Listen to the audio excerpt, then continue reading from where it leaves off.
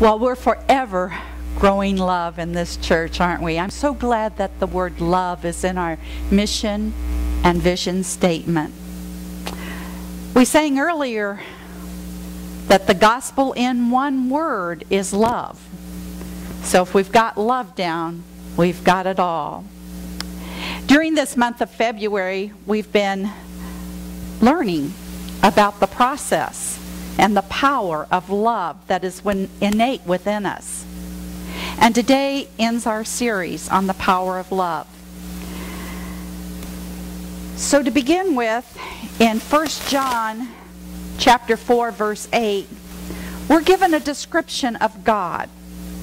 And John tells us that God is love. And since God is love, and we're a part of God, then we too have that potential to be love in expression upon this planet. The power of love, of course, is innate with us. It's already within us. It just needs to be unfolded. And there's only one way we can be separated from that wonderful power of love, that principle of love, and that is in our minds. This power of love is our ability to know our oneness with all things in the universe and to desire that good comes to all. When we fully express, it casts out fear. It casts selfishness within us. Our way shower gave us only one great commandment, and that commandment is this: you must love the Lord.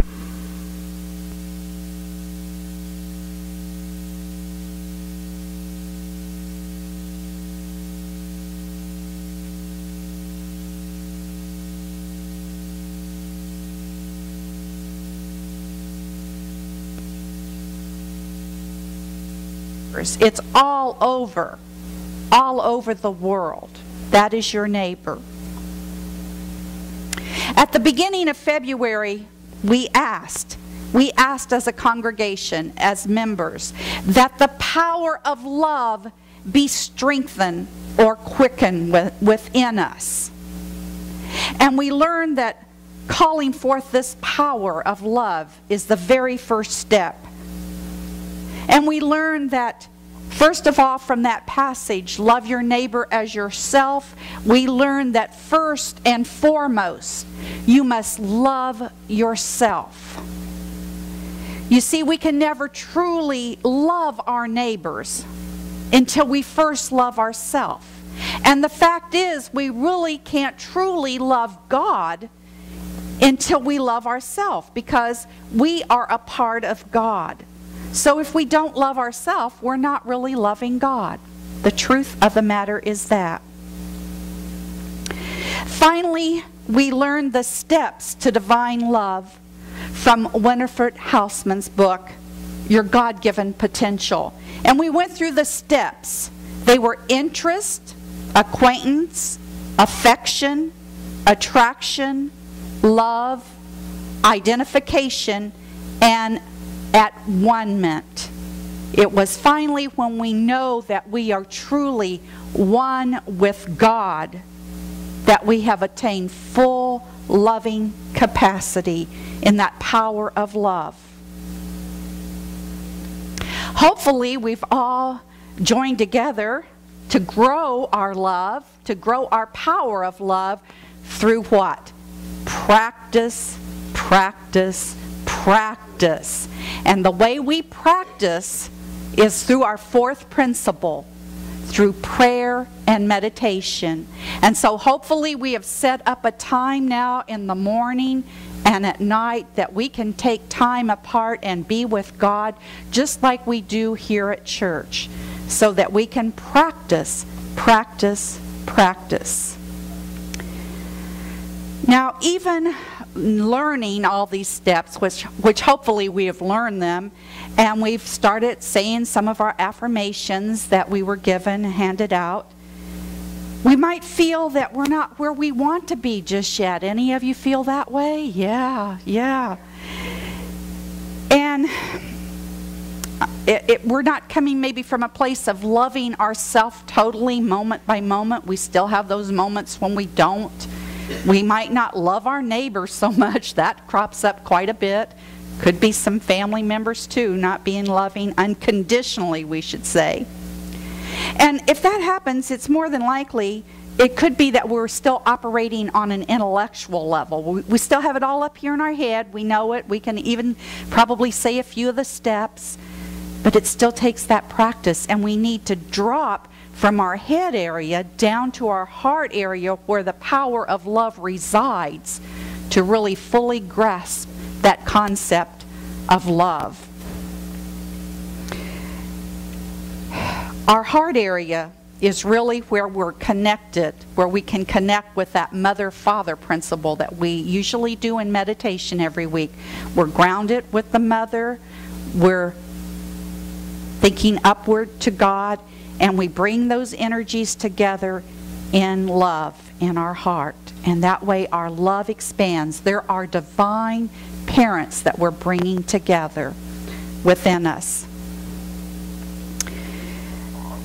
You know, Paul really told us a lot about that intellectual type love. He said in 1 Corinthians chapter 13, verse 1, "If I speak in the tongues of men and of angels, but have not love, I am a noisy gong or a clanging cymbal." And this passage metaphysically means that no matter what I say about love, no matter how much I say, I love you, until we express that love and present it to the world, then we are just saying our words are meaningless. It's a noisy cymbal, just words. And Paul went on to say then in verse 2, "And if I have prophetic powers and understand all mysteries and all knowledge, and if I have faith so as I can remove mountains, but have not love, I am nothing."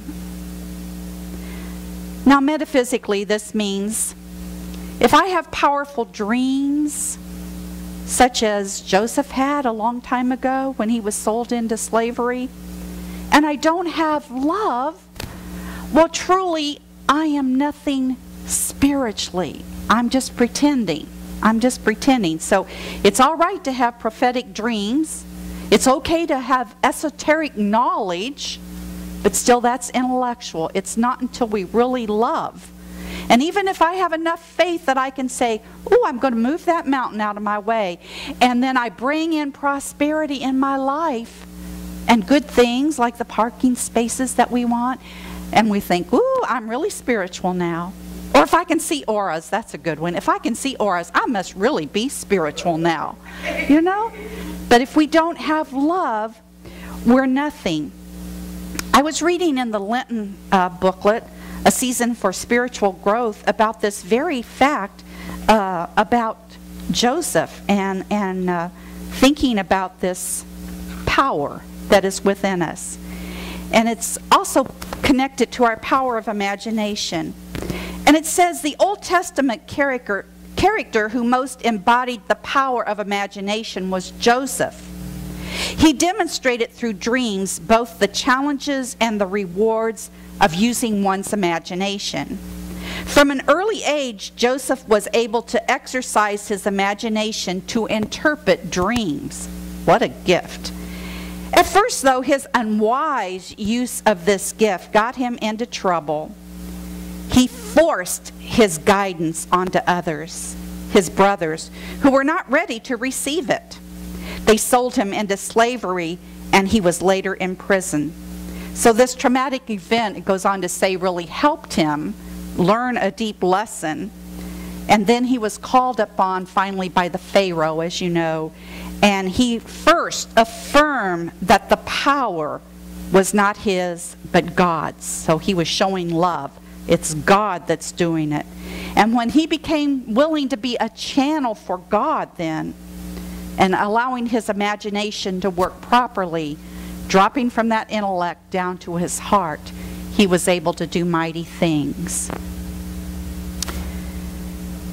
So, hopefully then,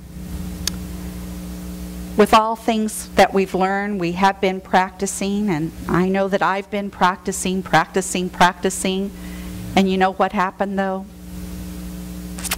I had one of those days where love was not present. The thing was, I was aware of it. Thank you, God, that I was aware of it. And I go, I know what to do. I'll go pray and meditate. You see, I wasn't loving myself. I have to tell you this story. My checkbook was not balancing. Do you have that? Yeah. And I was in a tizzy about that. And then I found out that I had overdrawn my checkbook. And I'm going, oh, I really hate myself now. And that wasn't right. And, oh, you're so stupid. How could you do this? But I go, it's all right. It's all right. We've got it covered. They'll just take it out of the savings account. It's no big deal. But, oh, hating myself. And then, on that very day, too, my neighbors, I didn't love unconditionally what they were doing. So I was in awareness, and so I thought, I know what to do. I know all these principles. I know all these affirmations. I'm going to go meditate on this. Do you ever have those days when you just cannot meditate? Yeah. Because it keeps going through that monkey mind of yours. Yeah. But you're in awareness now. Thank you, God, you're in awareness. Yeah, you're in awareness. So, finally, I thought about something I learned from my Toxobesity program, which is not just a program about losing weight and eating right and drinking water. You've all heard that. You've heard my story. But it's a deeply spiritual lessons, too, that you learn. And I want to share something with you that worked for me, anyway, during this time that I was not loving myself or others. Would you like a demonstration on that so you can learn that too if you ever are in that position? It's called Emotional Freedom Technique. How many have heard of that? It's called tapping. Oh, good. Tapping. So, I'll give a little demonstration and then we'll go through it together. First of all, we say that we're going to love and appreciate ourselves, and we're going to do a karate chop. Doesn't that sound like fun? And so it goes like this. You karate chop, and then you go to your inner eye and your outer eye and under your eye tapping, and under your nose, under your chin, under here, and then like a monkey here, and then you pat your head. And you're breathing too. Breathe. You got to breathe. I mean deep breathing. Deep breathing because you're releasing. You're releasing. So it would go like this. So although I overdrew my checkbook, I deeply love and appreciate myself.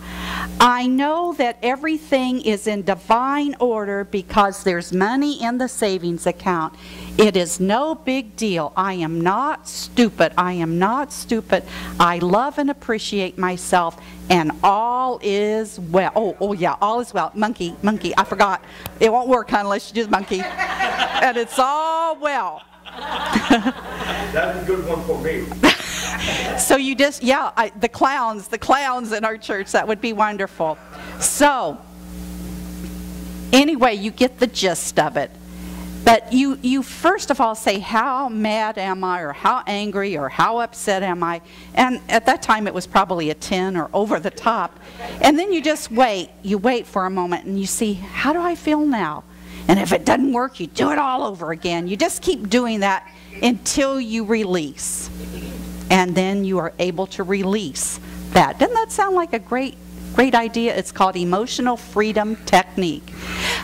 My minister Reverend Lauren McLaughlin taught that in the ELF class. You remember that, Eileen? We went down there and she was teaching that. She was big on tapping. So that's wonderful. They have a tapping summit. I've been getting emails about a tapping summit, so it's really big in unity to tap and have that emotional freedom. This week also I was listening to a webinar by a man named Sequoia, and he gave me a wonderful, wonderful meditation, and we did it in our own meditation, and that was to think of that never-ending circle and to go to that love and over to peace and to thankfulness. And if you meditate upon that, you are going to be peaceful and loving and thankful, because we know that thankfulness brings more and more blessings into your life. And we know the gospel of love is one word, love. So if we capture that love, then we can be peaceful and we can be thankful. So my prayer for each one of you is that you keep going forward in the months and the days ahead of us as we learn something new. We're going to learn about strength next month. So we need strength to do this, don't we? We need strength to continue, and that you will continue on your loving path. So God bless each one of you, and namaste. Namaste.